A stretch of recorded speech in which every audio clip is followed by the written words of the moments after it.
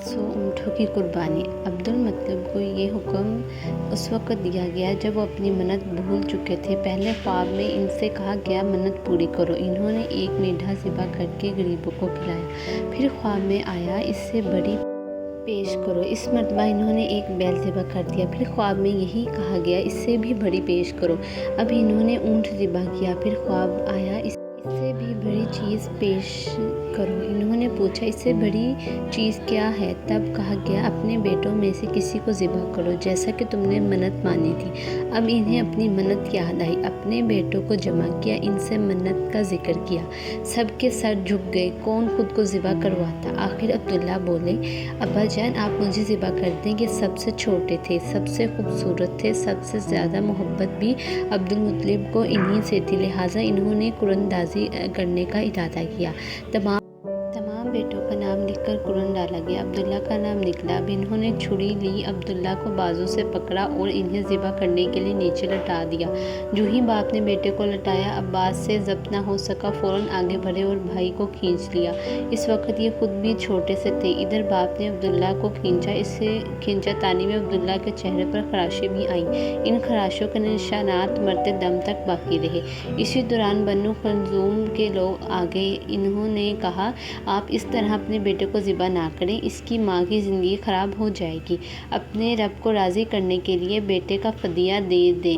अब सवाल ये था कि फ़दिया क्या दिया जाए। इसकी तरकीब ये बताई गई कि कागज़ के एक कागज़ पर 10 ऊँट लिखे जाएँ, दूसरे पर अब्दुल्ला का नाम लिखा जाए। अगर 10 ऊँट वाली पर्ची निकली तो 10 ऊँट कुर्बान कर दिए जाएंगे। अगर अब्दुल्ला वाली पर्ची निकली तो 10 ऊँट का इजाफा कर दिया जाएगा। फिर 20 ऊँट वाली पर्ची और अब्दुल्ला वाली पर्ची डाली जाए। अब अगर 20 ऊँट वाली पर्ची निकले तो 20 ऊँट कुर्बान कर दिए जाएंगे, वरना 10 ऊँट और बढ़ा दिए जाएंगे। इस तरह 10-10 करके ऊँट बढ़ाते चलेंगे। हर बार अब्दुल्ला का नाम निकलता चलता गया, यहाँ तक कि ऊँटों की तादाद 100 तक पहुँच गई। तब कहीं जाकर ऊँटों वाली पर्ची निकली। इस तरह इनकी जान के बदले 100 ऊँट कुर्बान किए गए। अब्दुल मुत्तलिब को अब पूरा इत्मीनान हो गया कि अल्लाह ताला ने अब्दुल्ला के बदले 100 ऊँटों की कुर्बानी मंजूर कर ली है। इन्होंने काबे के पास 100 ऊँट कुर्बान किए और किसी को खाने से ना रोका। सब इंसानों, जानवर और परिंदों ने इनको खाया। इमाम ज़ाहिरी कहते हैं कि अब्दुल मुत्तलिब पहले आदमी हैं जिन्होंने आदमी की जान की कीमत 100 ऊँट देने का तरीका शुरू किया। इससे पहले 10 ऊँट दिए जाते थे। इसके बाद ये तरीका सारे अरब में जारी हो गया। गोया कानून बन गया कि आदमी का फ़दिया 100 ऊँट है। नबी करीम सल्लल्लाहु अलैहि वसल्लम के सामने जब ये जिक्र आया तो आपने इस फ़दिया की तस्दीक फरमाई, यानी फरमाया कि ये दुरुस्त है। और इसी बुनियाद पर नबी करीम सल्लल्लाहु अलैहि वसल्लम फरमाते हैं, मैं 2 ज़िबहों यानी हज़रत इस्माईल अलैहिस्सलाम और हज़रत अब्दुल्ला की औलाद हूँ।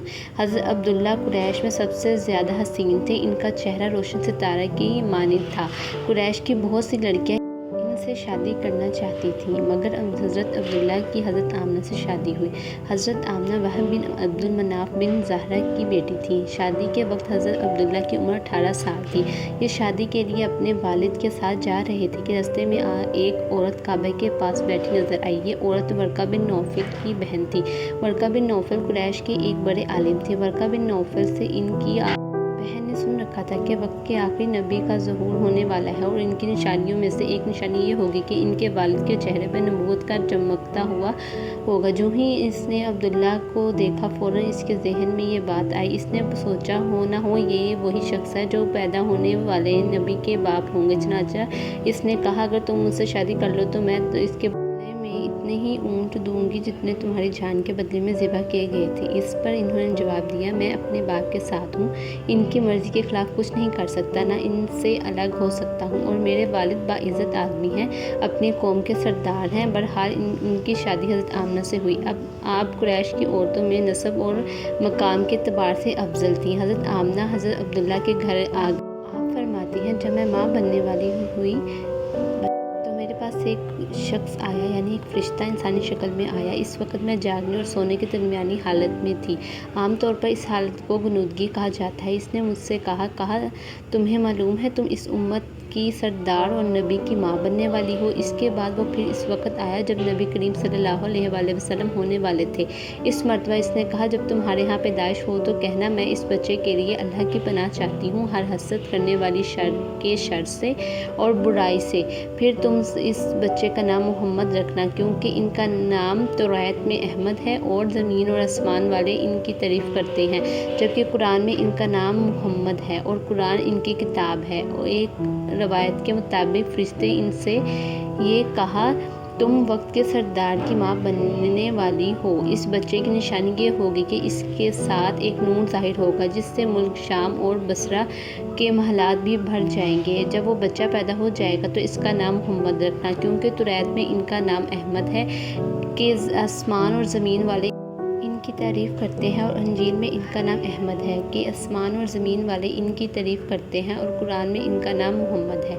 हज़रत अब्दुल्ला के चेहरे में जो नूर चमकता है, शादी के बाद वो हज़रत आमना के चेहरे में आ गया था। इमाम ज़ाहरी फरमाते हैं, हाकिम ने यह रवायत बयान की है और इसको सही करार दिया है कि सहाबा रज़ियल्लाहु तआला अन्हा ने हुज़ूर पाक सल्लल्लाहु अलैहि वसल्लम से अर्ज़ किया, ए अल्लाह के रसूल, हमें अपने बारे में कुछ बताएं। आप सल्लल्लाहु अलैहि वसल्लम ने इरशाद फरमाया, मैं अपने बाप इब्राहीम अलैहिस्सलाम की दुआ हूँ, मैं अपने भाई ईसा अलैहिस्सलाम की बशारत हूँ और खुशखबरी हूँ। जब मैं अपनी वालिदा के शक्ल में आया तो इन्होंने देखा, गोया इनसे एक नूर ज़ाहिर हुआ, जिससे मुल्क शाम में बसरा के महलात रोशन हो गए। हज़रत आमना ने हज़रत हलीमा से फरमाया था, मेरे इस बच्चे की शान निराली है, ये मेरे पेट में थे तो मुझे कोई बोझ और थकन महसूस नहीं हुई। हज़रत ईसा अलैहिस्सलाम वो आखिरी पैगंबर हैं जिन्होंने आप सल्लल्लाहु अलैहि वसल्लम की आमद की खुशखबरी सुनाई है।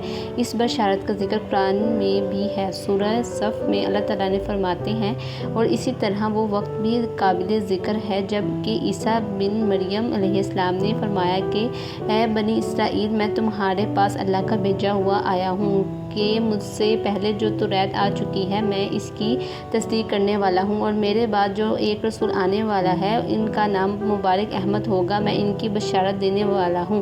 अब चूँकि हज़रत ईसा अलैहिस्सलाम ये बशारत सुना चुके थे, इसलिए हर दौर के लोग आप सल्लल्लाहु अलैहि वसल्लम की आमद की बेचैनी से इंतज़ार कर रहे थे। इधर आपकी पैदाइश से पहले ही हज़रत अब्दुल्ला का इंतकाल कर गए। साबिक़ा कुतुब में आपकी नबूवत की एक अलामत ये भी बताई गई थी कि आपके वालिद का इंतकाल आपकी विलादत से पहले हो जाएगा। हज़रत अब्दुल्ला एक तजारती काफ़िले के साथ तजारत के लिए गए थे। इस दौरान बीमार हो गए और कमज़ोर होकर वापस लौटे। काफ़िला मदीना से गुजरा तो हज़रत अब्दुल्ला अपनी ननिहाल यानी बनु नजार के यहाँ ठहरे। इनकी वालिदा बनु नजार से थी। 1 माह तक बीमार रहे और इंतकाल कर गए। इन्हें यहीं दफन कर दिया गया।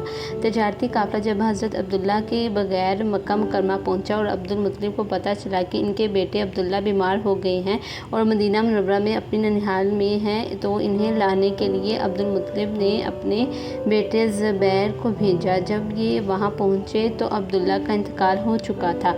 मतलब ये कि आप सल्लल्लाहु अलैहि वसल्लम इस दुनिया में अपने वालिद की वफ़ात के चंद माह बाद तशरीफ़ लाए।